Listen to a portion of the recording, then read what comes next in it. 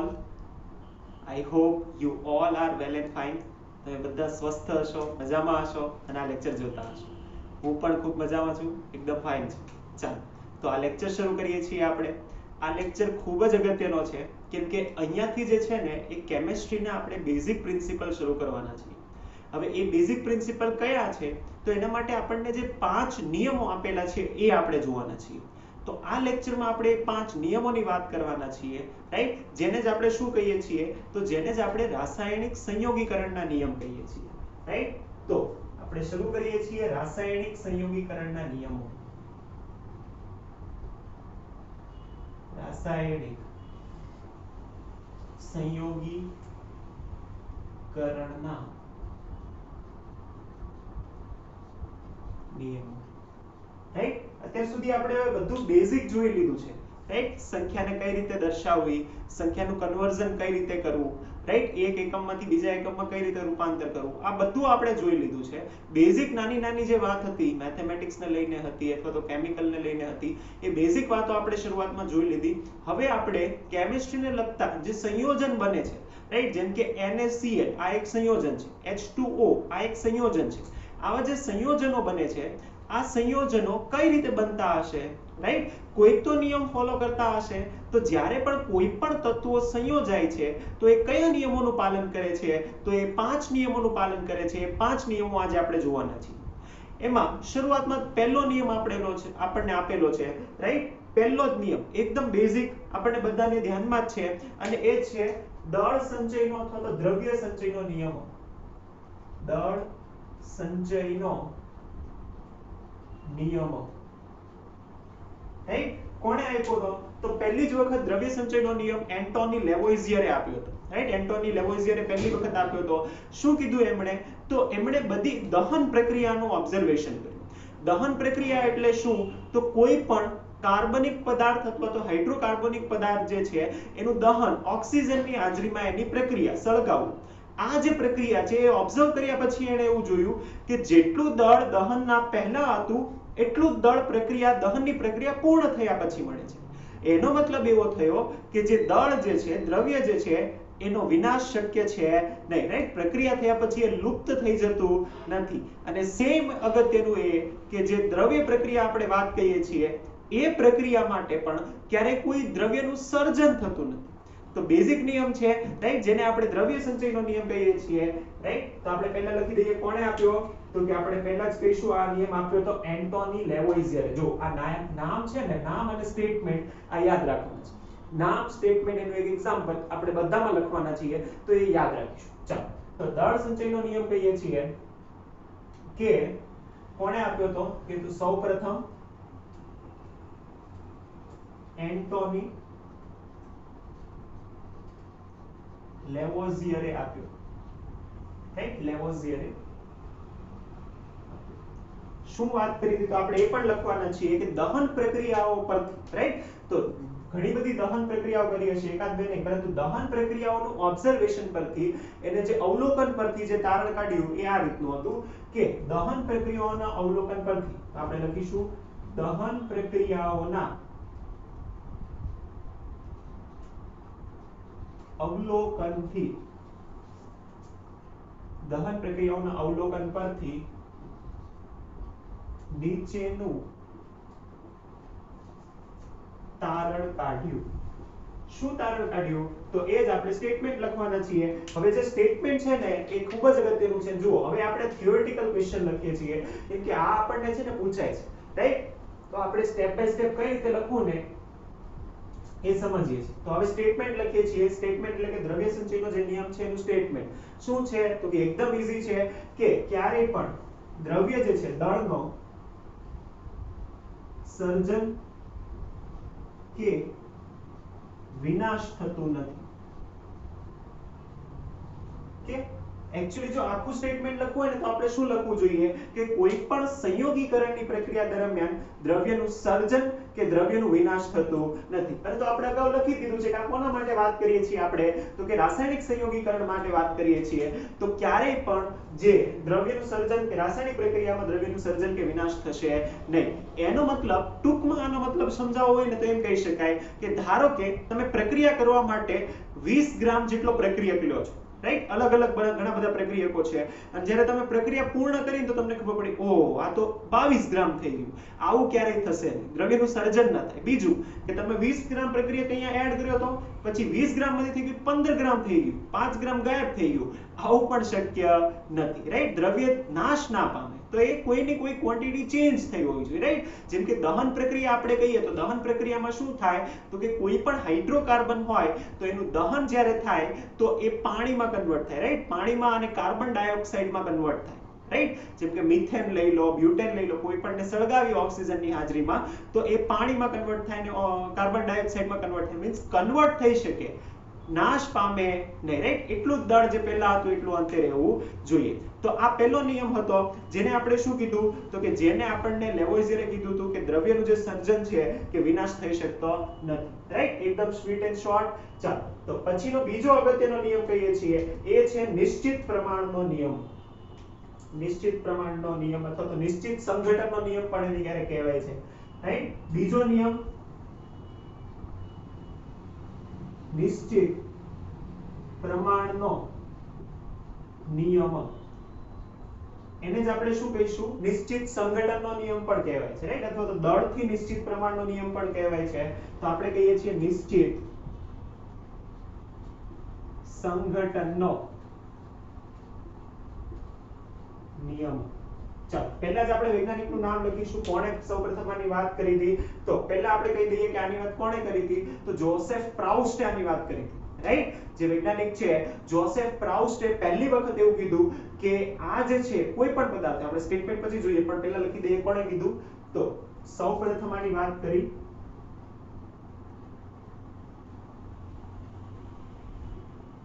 Joseph પ્રાઉસ્ટ નામના વૈજ્ઞાનિકે, right? Joseph પ્રાઉસ્ટ. કે તો જોસેફ પ્રાઉસ્ટે શું કીધું તો એ આપણે જોઈએ. એને બહુ સરળ વાત કરી કે ધારો કે પાણી, તમને ખબર પાણી, રાઈટ? પાણી, વોટર, ભૂ, જળ, જે પણ તમે કહેતા હોય, રાઈટ? એ પાણી જે છે તો H2O કેમિકલી જોઈએ તો, રાઈટ? તો આ જે નિયમ છે ને એને આપણે H2O ના એક્ઝામ્પલથી સમજવાના છે. આ નિયમ બહુ સરળ છે, એવું કહે છે કે કોઈ પણ જે સંયોજન છે, રાઈટ? પાણી એક સંયોજન છે, કોઈ પણ સંયોજન છે એ કોઈ પણ સ્ત્રોતમાંથી પ્રાપ્ત થતું હોય. જેમ કે આપણે ઘરે પાણી હોય એ ભૂગર્ભમાંથી આવતું હોય, દરિયામાંથી તમે પાણી લાવો કે વરસાદનું પાણી લાવો કે તમે હાઇડ્રોજન અને ઓક્સિજન ભેગા કરીને લેબોરેટરીમાં પાણી બનાવો, કોઈ પણ જગ્યાએ કોઈ પણ રીતે તમે પાણી જો લાવો તો એ પાણી જે છે એની અંદર જે દળ છે, એની અંદરના જે તત્વો છે, સમાન તત્વોનું જે પ્રમાણ છે ને એ નિશ્ચિત હોય, રાઈટ? એ ફિક્સ જ છે કે બે હાઇડ્રોજન ને એક જ ઓક્સિજન સંયોજાય તો એ નિશ્ચિત રહે. આવું કોણે કીધું? જોસેફ પ્રાઉસ્ટે. તો તમને થાય સર આ તો કેટલું હેલું છે, બધાને ખબર છે, પરંતુ વિચાર આ ક્યારે જોસેફ પ્રાઉસ્ટે કીધું? તમે જો ઈસવીસન વાંચો, તમને અંદર આપણને ઈસવીસન આપેલી હોય કે આ ક્યારે વાત કરેલી, તો કે આ જોસેફ પ્રાઉસ્ટ છે ને એ કઈ સદીમાં થઈ ગયા તો કે 18મી સદીમાં થઈ ગયા, રાઈટ? 1754 પછી. તો એનો મતલબ ત્યારે એમણે આ રજૂઆત કરી હશે, રાઈટ? એનો મતલબ કે 1800ની સાલમાં તમે આ વાત કરો ત્યારે કેમિસ્ટ્રીમાં તો એ ઘણી અગત્યની છે કે આવું ફિક્સ હોવું જોઈએ. જ્યારે કોઈને ખબર નથી કે કઈ રીતે સંયોજન બને છે ત્યારની આ વાત છે, એટલે અગત્યનું છે, ધ્યાનમાં આવશે, રાઈટ? ચાલો તો આપણે એનું સ્ટેટમેન્ટ લખી દઈએ, ખૂબ અગત્યનું, કે કોઈ પણ સંયોજન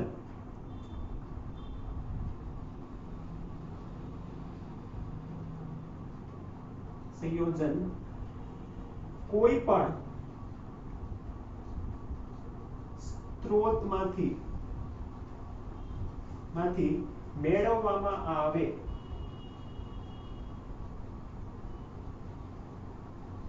તો તેમાં રહેલા સમાન તત્વોનું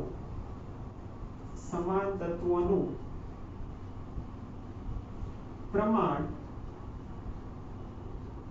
સમાન હોય છે.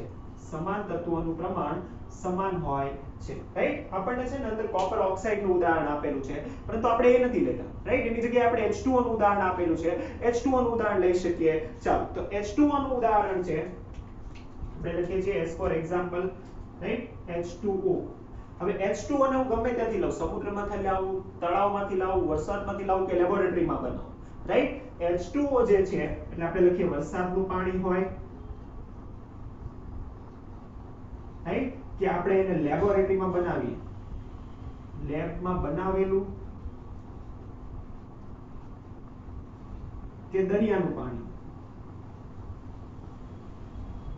આ કોઈ પણ પાણી તમે લઈ લો તો આ કોઈ પણ પાણીની અંદર જે H2O જે છે એ શું હશે? તો કે H2O માં તો H+ અને OH- હોય, રાઈટ? તો H2O ની અંદર જે H+ અને OH- છે, હાઇડ્રોજન અને ઓક્સિજન છે, રાઈટ? એ હાઇડ્રોજન અને ઓક્સિજનનું પ્રમાણ સમાન.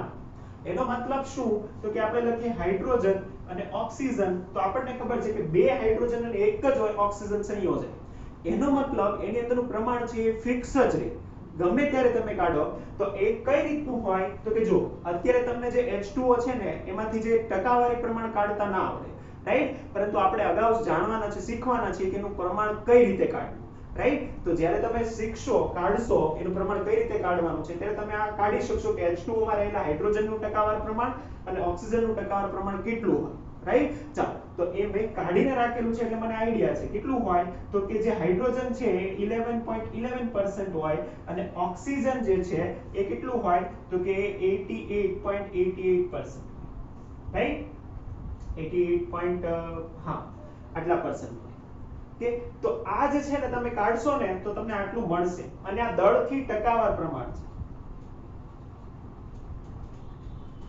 રાઈટ? આ બધામાં સેમ જ હોય. તમે પછી કોઈ પણ પાણી લો, રાઈટ? તમે લેબોરેટરીમાં બનાવો કે કોઈ પણ જગ્યાએ બનાવો, એનું જે પ્રમાણ જે છે એ સમાન જ રહે. શા માટે સમાન રહે? સિમ્પલ, જે હાઇડ્રોજન સંયોજાવાનું છે, જે ઓક્સિજન સંયોજાવાનું છે, એ જે તત્વો જે છે એ તત્વો પોતાના કોઈ ચોક્કસ પ્રમાણમાં સંયોજાય છે, એટલે કે એનું જે પ્રમાણ જે છે એ ફિક્સ હોય. આ નિયમ કહે છે. યાદ રહેશે? તો આ જે ઉદાહરણ છે એની અંદર આપણે યાદ રાખીશું. ચાલો, એના પછીનો નિયમ આપણે જોઈએ તો આ થયા બે નિયમ, રાઈટ? ચાલો, ખાસ તમારે જે છે ને આ વૈજ્ઞાનિકના નામ એનું સ્ટેટમેન્ટ ખાસ યાદ રાખવાનું છે અને એનું એક એક્ઝામ્પલ, રાઈટ? ચાલો, તો જોઈએ ત્રીજો નિયમ અગત્યનો. તો ત્રીજો નિયમ જોઈએ છીએ અને ત્રીજો નિયમ જે છે એ છે ગુણક પ્રમાણનો નિયમ, જે ડાલ્ટને આપેલો. ગુણક પ્રમાણનો નિયમ, રાઈટ? ત્રીજો ગુણક પ્રમાણનો નિયમ. આ નિયમ શું કહે છે એના વિશે વાત કરીએ. સૌથી અગત્ય જો પહેલા જે હતા ને તો આ ત્રણ જ નિયમો હતા, રાઈટ? છેલ્લા જે બે નિયમો છે ને ગેલ્યુસેક અને એના પછી એવોગેડ્રો, એ નિયમો આ જે નવા સિલેબસમાં એડ થયા છે, રાઈટ? તો પહેલા જે નિયમો હતા ને એ ત્રણ જ નિયમો હતા અને એ ત્રણ નિયમોમાં આ ત્રીજો નિયમ હતો ગુણક પ્રમાણનો નિયમ. સૌથી અગત્યનો, અને થિયરીમાં જ્યારે પણ પૂછવું હશે ને તો ગુણક પ્રમાણનો નિયમ જ પૂછશે. ક્વેશ્ચન પેપરમાં જો થિયરીમાં આ 5 નિયમોમાંથી પૂછવું હશે ને તો ગુણક પ્રમાણનો નિયમ જ પૂછશે. શા માટે? કેમ કે જો ટિપિકલ છે, એનું સ્ટેટમેન્ટ પણ બહુ ટિપિકલ છે અને એકદમ છે ઈઝી, સમજવો પણ ઈઝી છે, રાઈટ? પણ જોઈએ થોડુંક અઘરું છે, એટલા માટે વ્યવસ્થિત રીતે જુઓ. ત્રીજો નિયમ આપણે કહીએ છીએ ગુણક પ્રમાણનો. કોણે આપેલો હતો? તો કે સૌપ્રથમ ડાલ્ટને આપેલો, રાઈટ? સૌપ્રથમ રજૂઆત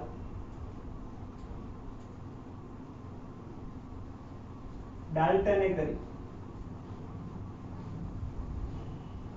રાઈટ? ડાલ્ટને કરી હતી. આ ડાલ્ટન જે છે પાછો હમણાં આગળ પણ આવશે, રાઈટ? એના આપણે પરમાણ્વીય નમૂનો જોવાના છીએ. ડાલ્ટને પહેલી વાર રજૂઆત કરી હતી. એને શું કીધું? તો કે વ્યવસ્થિત રીતે જુઓ. કોઈ તત્વ જ્યારે બે કે તેથી વધારે બે તત્વો એકથી વધારે તત્વો સાથે સંયોજાતું હોય, કોઈ એક તત્વ બે કે વધારે તત્વો સાથે સંયોજાતું હોય તો સંયોજાતા તત્વનું દળ એ કોઈ ચોક્કસ પૂર્ણાંક સંખ્યાના ગુણોત્તરમાં હોય, રાઈટ? ફરીથી બોલું છું, પછી આપણે લખવાના છે. કોઈ એક તત્વ જ્યારે બે કે તેથી વધારે તત્વો સાથે સંયોજાતું હોય ત્યારે સંયોજાતા તત્વનું દળ એ કોઈ ચોક્કસ પૂર્ણાંક સંખ્યાના ગુણોત્તરમાં હોય. રાઈટ ચાલો લખીએ છીએ પછી એક્ઝામ્પલ થી સમજવાના છે ઓકે ચાલો ઈઝી છે એટલું બધું પણ હાર્ડ નથી તમારે રાઈટ થોડીક વાર છે ને આની પ્રેક્ટિસ કરશો ને તો તમને છે ને આ યાદ રહી જશે અને જો હું એમ કહેતો નથી કે તમે એઝ ઇટ ઇઝ આ યાદ રાખો રાઈટ આને તમે વ્યવસ્થિત રીતે પણ એનો મીનિંગ જળવાવો જોઈએ ભાંગી તોડીને નહીં કે ચાલો મીનિંગ જળવાય એ રીતે તો કઈ રીતે તો આપણે કહીએ છીએ કોઈ એક તત્વ જ્યારે બે કે તેથી વધુ તત્વ સાથે સંયોજાય છે બે કે તેથી વધુ તત્વો સાથે સંયોજાય છે ત્યારે સંયોજાતા તત્વનું દળને તમે છે ને પ્રમાણ લઈ શકો રાઈટ કેમ કે એને આપણે પ્રમાણમાં જ મેઝર કરવાના છીએ તો તત્વનું દળ એ કોઈ ચોક્કસ પૂર્ણાંક સંખ્યાના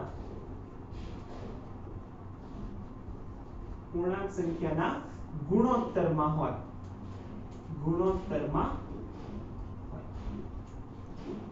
કે ચાલો ઉદાહરણ લઈએ આનું બહુ સરસ આપણને એક્ઝામ્પલ આપેલું છે એ એક્ઝામ્પલની આપણે વાત કરીએ જેમ કે હું તમને કહું કે કોઈ પણ સંયોજન છે બે કે વધારે સંયોજન બનાવો છે અલગ સંયોજન હોવા જોઈએ રાઈટ આ જે વાત છે ને બે કે તેથી વધુ તત્વો સાથે સંયોજાય તો બીજા સંયોજન સાથે સંયોજાતું હોય તો ટૂંકમાં આ કહેવાનો મતલબ એવો છે કે આ શું હોવું જોઈએ કે બે કે તેથી વધારે સંયોજન બનાવતું હોવું જોઈએ રાઈટ ચાલો બે કે તેથી વધારે સંયોજન તો ઘણા બધા બનાવે છે ચાલો આપણે એક એક્ઝામ્પલ લઈ લઈએ જેમ કે આપણે કહીએ છીએ પાણી રાઈટ પાણીનું ફોર્મ્યુલા બધાને ખબર છે પાણીની સાથે આપણે બીજું એક એક્ઝામ્પલ લેવાનું છે અને એ છે હાઇડ્રોજન પેરોક્સાઇડ હવે જો અત્યારે આપણને ટેક્સ્ટ બુકમાં એના ફોર્મ્યુલા નથી આપેલા એટલે પણ તમને ધ્યાનમાં હોવું જોઈએ ઘણા બધાને આઈડિયા પણ હશે કે હાઇડ્રોજન પેરોક્સાઇડ એટલે શું રાઈટ તો જેને પણ ખબર છે કે હાઇડ્રોજન પેરોક્સાઇડ નું અણુ સૂત્ર શું થાય ફટાફટ ચેટ સેક્શનમાં લખો એની આપણને જરૂર છે રાઈટ ફટાફટ જેને પણ આઈડિયા છે ને આવડે છે એ ફટાફટ લખો જેને નથી આવડતું અહીંયા જુઓ આપણે હમણાં લખવાના છે કે ઉદાહરણ કહીએ છીએ કોનું ઉદાહરણ કહીશું તો કે પહેલું આપણે ઉદાહરણ કહેવાના છીએ H2O રાઈટ એટલે કે પાણી અને બીજું જે ઉદાહરણ કહેવાના છીએ એ ઉદાહરણ કહેવાના છે કોનું હાઇડ્રોજન પેરોક્સાઇડ નું ફટાફટ લખો ઘણા બધાએ લખી દીધું છે ઓલરેડી H2O2 કે સરસ રાઈટ ઘણા બધાને આઈડિયા છે ચાલો તો પહેલું ઉદાહરણ લઈએ છીએ તો પાણી કઈ રીતે બને તો કે પાણી આ રીતે બને H2 plus half of the O2 it gives H2O agree right આ રીતે પાણી બનતું હોવું જોઈએ રાઈટ ચાલો બીજું આપણે કહીએ છીએ કે જ્યારે આપણે H2O2 ની વાત કરીએ એટલે કે હાઇડ્રોજન પેરોક્સાઇડ ની વાત કરીએ હાઇડ્રોજન પેરોક્સાઇડ આ શું છે હાઇડ્રોજન પેરોક્સાઇડ જે મેં તમને હમણાં પૂછ્યું હાઇડ્રોજન પેરોક્સાઇડ ની આપણે વાત કરીએ તો એ કઈ રીતે સંયોજાતું હોવું જોઈએ તો એમાં તો H2 અને O2 બંને જ છે તો H2 plus O2 it gives H2O right ચાલો બે સંયોજનો બનાવેલા છે હા કયા સંયોજનો બનાવ્યા તો કે એક સંયોજન બનાવ્યું છે H2O બીજું સંયોજન જે બનાવ્યું છે એ H2O કોઈ પણ એક તત્વ લઈએ રાઈટ પહેલું જે તત્વ છે કોઈ પણ લઈ શકીએ જેમ કે હું અહીંયા કહું છું ઓક્સિજન રાઈટ આપણે ઓક્સિજન જે છે આમાં સંયોજાય છે કોની સાથે તો કે હાઇડ્રોજન સાથે રાઈટ જ્યારે બે થી વધારે સંયોજનો જો બનાવ્યું પહેલું એક આ સંયોજન બીજું આ સંયોજન કોણ તત્વ તો કે ઓક્સિજન છે બંનેમાં ઓક્સિજન ચાલો તો ઓક્સિજનનું આપણે પ્રમાણ મેઝર કરીએ તો કેટલું સંયોજાય છે તો કે અહીંયા જો અહીંયા આ જે છે હાઇડ્રોજનનું આણ્વીય દળ કેટલું હોય તો કે 2 ગ્રામ એક હાઇડ્રોજનનું એક આવા બે હાઇડ્રોજન છે તો આ થયું 2 રાઈટ ચાલો ઓક્સિજનના એક અણુનું હોય 16 આવા એક જે પરમાણુ છે એનું હોય 16 રાઈટ તો આ છે બે અણુ જો બે છે O2 મીન્સ એ થઈ ગયો અણુ ઓક્સિજન એકલો O લખો તો એ પરમાણુ એનું હોય 16 તો એવા બે છે O2 એટલે થયું 32 રાઈટ 32 ભાગ્યા 2 એટલે આ કેટલું થશે 16 કે રાઈટ ચાલો તો આ થયું ઓક્સિજનનું સંયોજક દળ ચાલો અહીંયા આ કહીએ છીએ કે આ કેટલું સંયોજાય છે આ સંયોજાય છે 2 અને આ કેટલું સંયોજાય છે તો કે આ સંયોજાય છે 32 ઓક્સિજનના એક પરમાણુનું વજન 16 ગ્રામ અને એક જે અણુ જે છે O2 નું વજન છે 32 ચાલો કોણ સંયોજાય છે તો કે આ જે તત્વ સંયોજાય છે તો એનું પ્રમાણ કાઢીએ, રાઈટ? શેમાં હોવું જોઈએ? ચોક્કસ પૂર્ણાંક સંખ્યામાં હોવું જોઈએ. આવે છે કે નહીં ચેક કરીએ, રાઈટ? તો આના જે છે 2 ગ્રામ સાથે કેટલું સંયોજાય છે? તો કે 16. આના 2 ગ્રામ સાથે કેટલું સંયોજાય છે? તો કે 32. ફાઇન. ચાલો તો ચેક કરીએ છીએ તો કે જે બીજું આ જે તત્વ જે છે એ કેટલું સંયોજાયું? તો કે આ સંયોજાયું 16 ગ્રામ, આ તો સંયોજાયું 32 ગ્રામ. પ્રમાણ કાઢવું હોય તો આ રીતે કહી શકીએ 1:2. એનો મતલબ કે સંયોજાતું જે દળ છે એ કેટલું છે? તો કે કોઈ ચોક્કસ સંખ્યામાં છે. જો 1:2, રાઈટ? એનો મતલબ ઓક્સિજન જે સંયોજાયું આમાં એ ચોક્કસ પૂર્ણાંક સંખ્યામાં છે. આવું શા માટે થાય? કેમ કે એની લાક્ષણિકતા છે. આગળ આપણે આ શીખવાના છે કે આ સંયોજન છે ને કઈ રીતે બને છે એક્ઝેક્ટલી, રાઈટ? તો જ્યારે પણ આ સંયોજાય ને તો એ ચોક્કસ લાક્ષણિકતાથી સંયોજાય છે એવું ડાલ્ટને રજૂ કર્યું. અને એનું જે સ્ટેટમેન્ટ છે એ આપણે યાદ રાખવાનું છે, રાઈટ? ચલો તો આ થયું જે બીજો નિયમ છે ગુણક પ્રમાણનો નિયમ, એ પણ કમ્પ્લીટ. એનું જે સ્ટેટમેન્ટ છે અને એમાં એક્ઝામ્પલ આપણને આપેલું છે, આ એક્ઝામ્પલ યાદ રાખીશું, રાઈટ? ચલો આ કઈ રીતે થયું એ ધ્યાનમાં આવશે, રાઈટ? અંદર આપણને છે ને આ સૂત્રો નથી આપેલા પણ આપણે સૂત્ર લઈને સમજેલા છે તો વ્યવસ્થિત રીતે સમજાશે. ફાઇન. આવશે. તો આ અતિ મહત્વના જે પહેલા 3 નિયમ છે એ અહીંયા થાય છે કમ્પ્લીટ. ચાલો નેક્સ્ટ જે છે એ 2 નિયમો બાકી છે. બંને છે ને વાયુ માટે છે, રાઈટ? બંને છે એ વાયુ માટેના નિયમો હતા. જ્યારે તારવવામાં આવ્યા ત્યારે વાયુ માટે હતા અને પછી એને સંયોગીકરણમાં છે નવા સિલેબસમાં એડ કરી દીધા છે. સંયોગીકરણમાં એડ કરી દીધા છે, રાઈટ? ચાલો તો જે તારવેલા જે નિયમો જે છે, હવે પહેલો જે છે ગેલ્યુસેકનો નિશ્ચિત કદનો નિયમ છે અને પછી એવોગેડ્રોનો નિયમ છે. એ બંને વાયુ માટે આપણે તારવી શકતા હતા અને વાયુ માટેના નિયમો છે, કે અને પાછા આ બંને આવવાના છે આગળ, રાઈટ? એટલે આ પાછા આવશે. તો પહેલો જે નિયમ છે અતિ મહત્વનો ગેલ્યુસેકનો નિયમ. આ જે ગેલ્યુસેકનો નિયમ છે ને એ નિશ્ચિત પ્રમાણના નિયમ જેવો જ છે. હમણાં આગળનો જોઈએ બીજો નિયમ નિશ્ચિત પ્રમાણનો નિયમ જોયો હતો ને, રાઈટ? એના જેવો જ છે પણ ત્યાં દળ હતું, અહીંયા કદ છે. ચાલો તો આપણે કહીએ છીએ ચોથો ગેલ્યુસેકનો નિશ્ચિત કદનો નિયમ.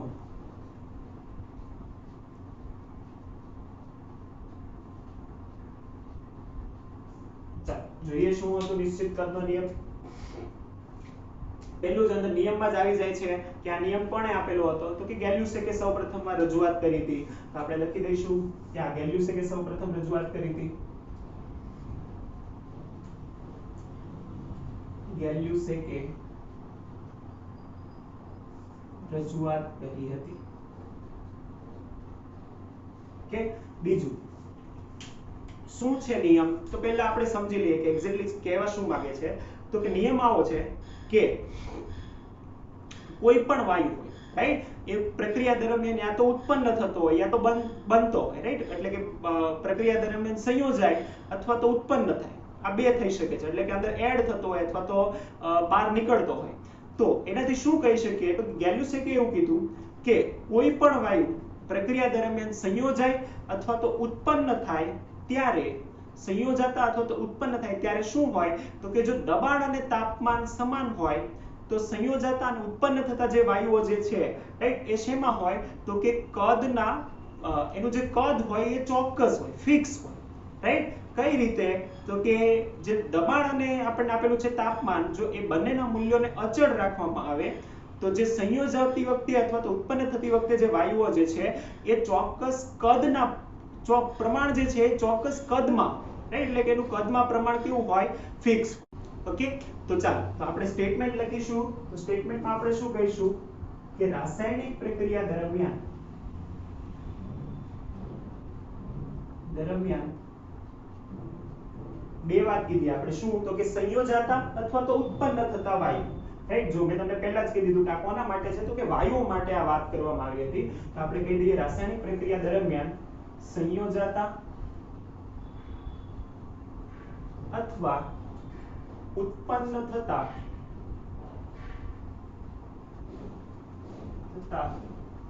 વાયુઓ જો બે કન્ડિશન આપી છે. શું હોવું જોઈએ? સમાન દબાણ અને સમાન તાપમાન. તો આપણે બંને લખીશું કે સમાન દબાણ અને તાપમાને હોય તો સમાન દબાણ અને તાપમાને હોય તો શું કહી શકીએ કે એનું જે કદ છે એ કેવું હોય તો કે એ ચોક્કસ પૂર્ણાંકમાં હોય, એટલે કે શેમાં હોય? ચોક્કસ પ્રમાણમાં હોય, સાથે પ્રમાણમાં માપી શકાય. તો આપણે શું લખીશું?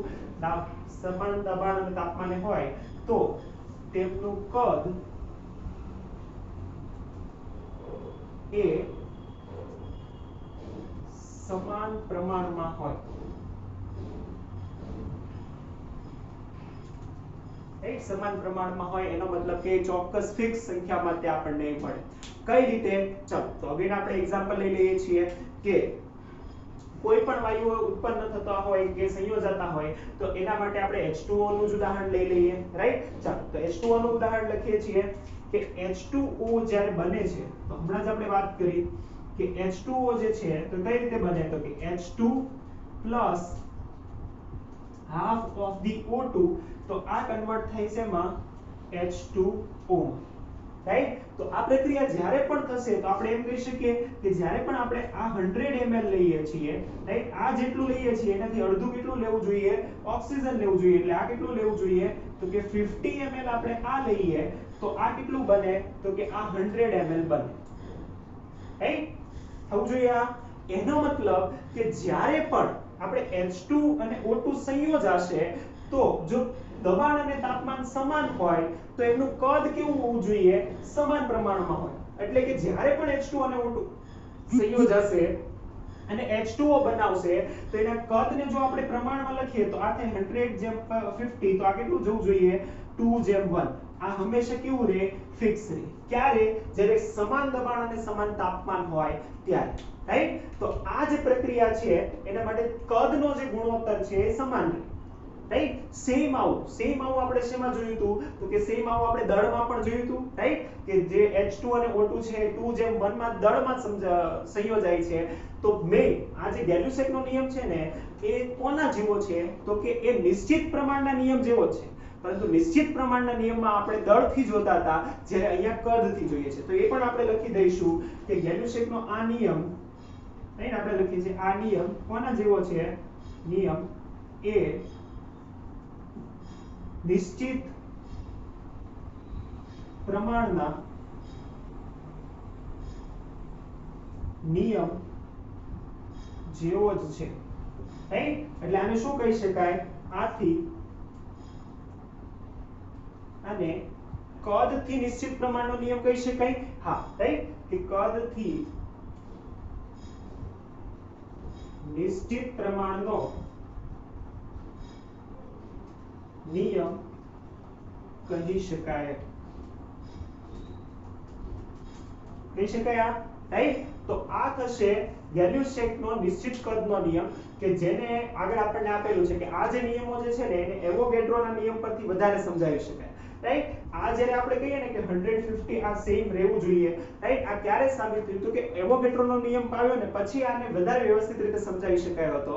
અને છેલ્લો જે નિયમ છે અને એ નિયમ એટલે એવોગેડ્રોનો નિયમ. ચાલો શરૂ કરીએ છીએ. લાસ્ટ એક નિયમ બાકી છે અને એ છે એવોગેડ્રોનો નિયમ. જો એટલો એવો નિયમ જે છે કે એવોગેડ્રોના નિયમને છે ને ત્યારે તત્કાલીન સાબિતી નથી મળી, રાઈટ? એવોગેડ્રોએ જે કીધું હતું ને એ તમને અત્યારે વિશ્વાસ ન આવે. હમણાં આપણે સ્ટેટમેન્ટ લખીશું તો આપણને વિશ્વાસ જ ના આવે કે આવું થોડું થાય એમ, રાઈટ? એવોગેડ્રોએ એવું કીધું હતું કે એને ત્રણ કોન્સ્ટન્ટ કરી દીધું: દબાણ, તાપમાન અને કદ.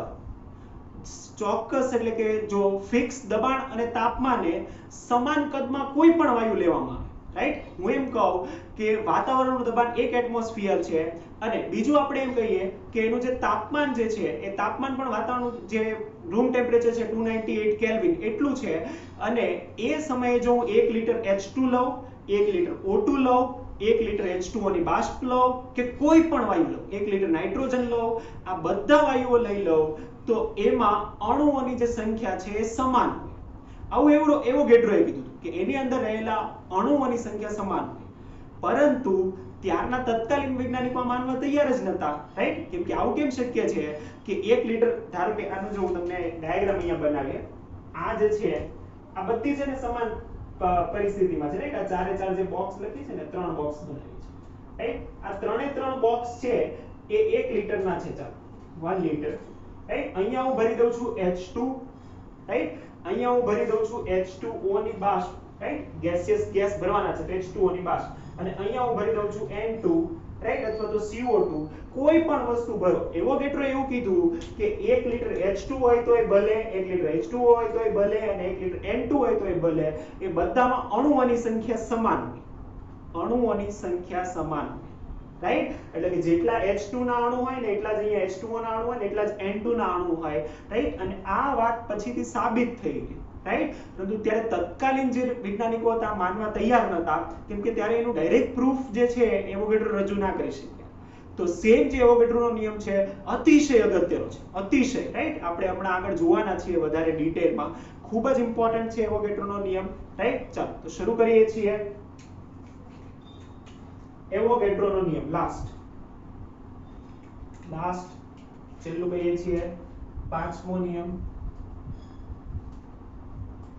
અને એવોગેડ્રો આપણને ટેક્સ્ટ બુકમાં ખાલી એટલું જ આપેલું છે, એવોગેડ્રોનો નિયમ, રાઈટ. તમે એને એવોગેડ્રોનો નિશ્ચિત સંખ્યાનો નિયમ કહી શકો છો, જે તમારે કેવું હોય, રાઈટ. આપણને જે અંદર આપેલું છે એવું લખું છું, એવોગેડ્રોનો નિયમ. શું અંદર આપેલું છે તો સૌપ્રથમ હવે નથી લખતો કે એવોગેડ્રોએ રજૂઆત કરી હતી, રાઈટ. એવોગેડ્રોએ જ રજૂઆત કરી હતી, કેમ કે નામ જ એના પરથી છે. શું કીધું તું તો કે સમાન દબાણ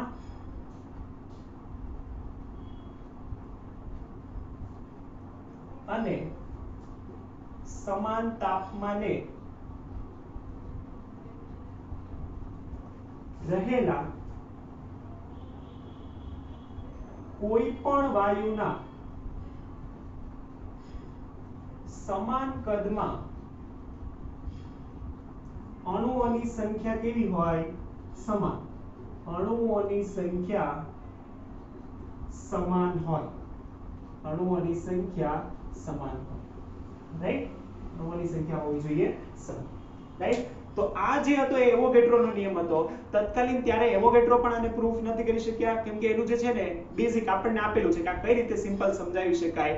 તો કે અણુને તમે છે ને બહુપરમાણુય સમજી લો, રાઈટ. બહુપરમાણુય એટલે કે જરૂરી નથી કે જે વાયુ જે છે એ એક જ પરમાણુનો બનેલો હોય, એ એકથી વધારે પરમાણુનું સંયોજન થઈને બનેલો હોય. અને ત્યારે શક્ય છે કે એના એ સમાન કદમાં છે એ એટલા જ અણુઓ રહેલા હોય, રાઈટ. એટલે કે ભલે H2O જે છે એ H2 કરતા વધારે દળનો છે, H2 જે છે એ નાનું છે, રાઈટ. H2 2 જ ગ્રામ છે, H2O 18 ગ્રામ છે, ભલે છે, પરંતુ આપણે એવું સમજી શકીએ કે H2O છે એ બહુપરમાણુય છે. બહુપરમાણુય મતલબ એની અંદર 2 હાઇડ્રોજનના પરમાણુ છે અને એક ઓક્સિજનનો પરમાણુ છે. અને આના પરથી એવોગેડ્રોના નિયમને સરળતાથી સમજાવી શકાય, રાઈટ. પરંતુ એ જે છે ત્યારે તત્કાલીન આ માનવા પણ ત્યારના જે છે આપણે જો સ્પષ્ટ આપેલું છે કે ડાલ્ટનના જે આ બધા વૈજ્ઞાનિકો હતા ને ત્યારે આ માનવા તૈયાર નહોતા કે આવું થાય સંયોજન, રાઈટ. કે આ માનવા તૈયાર નહોતા. આથી તત્કાલીન સમયમાં એવોગેડ્રો આની સાબિતી આપી શક્યા નહીં. તો ક્યારે આની ખબર પડી કે આવો નિયમ જે છે એવોગેડ્રોએ આપેલો છે એ સાચો છે? તો જો પછી આપણને આપેલો છે કે એવોગેડ્રોએ ક્યાં રજૂઆત કરી હતી? તો પહેલા એને ફ્રેન્ચ જે જર્નલ છે, જર્નલ દે ફિઝાઇટ્સ, ફિઝાઇટ્યુ એવું આપણને આપેલું છે, રાઈટ. એમાં એને રજૂઆત કરી. પછી આશરે 50 વર્ષ પછી એનો જે સિદ્ધાંત રજૂ થઈ ગયા એના 50 વર્ષ પછી જર્મનીમાં આપણને સ્થળ આપેલું છે કે ત્યાં રસાયણ વિજ્ઞાનની પ્રથમ આંતરરાષ્ટ્રીય કોન્ફરન્સ સભા મળી. અને એ જે સભા છે એ સભાની અંદર જે વૈજ્ઞાનિક આપણને આપેલો છે સ્ટેન્સિલાઓ કેનિઝા, એને ફરીથી આની જે છે એ રજૂ કરી અને ત્યારે જે એવોગેડ્રોનો નિયમ છે એને અગત્યતા મળી. એટલે કે પછી એનો જે થઈ ગયું પછી એના 50 વર્ષ પછી 1810 માં રજૂઆત થઈ, 1860 માં પછી જે છે એવોગેડ્રોનો નિયમ પ્રકાશમાં આવ્યો અને પછી ખૂબ જ અગત્યતા સમજાઈ, રાઈટ. તો આવો અતિ અગત્યનો જે છે એવોગેડ્રોનો નિયમ હતો, રાઈટ, કે જેની પછીથી પણ મહત્તા થઈ, રાઈટ. તો આવી રીતનો એવોગેડ્રો હતો. તો આ જે છે એ મેઇન 5 નિયમો થયા કે જેની આપણે વાત કરી કે કોઈ પણ સંયોજન છે એ બને તો આ 5 નિયમોને ફોલો કરવું જોઈએ કોઈ પણ સંયોજન બનાવતી વખતે, રાઈટ. તો આ 5 જે નિયમો જે છે એ બેઝિક નિયમો છે એને આપણે જોઈએ. હવે શરૂઆત કરવાના છીએ નેક્સ્ટ કે આ સંયોજન બને છે તો એ બનાવતી વખતે કે એનું જે મેઇન બેઝિક એટમ છે એ છે પરમાણુ. એ શું છે એક્ઝેક્ટલી એની થોડી ઘણી વાત પહેલી વખત જેણે કરી હતી ને એની વાત કરવાના છીએ. નેક્સ્ટ આપણે જોવાના છીએ ડાલ્ટનની જે અભિધારણાઓ હતી પરમાણુ વિશેની એ, રાઈટ. તો આજની વાતનો લેક્ચર કમ્પ્લીટ.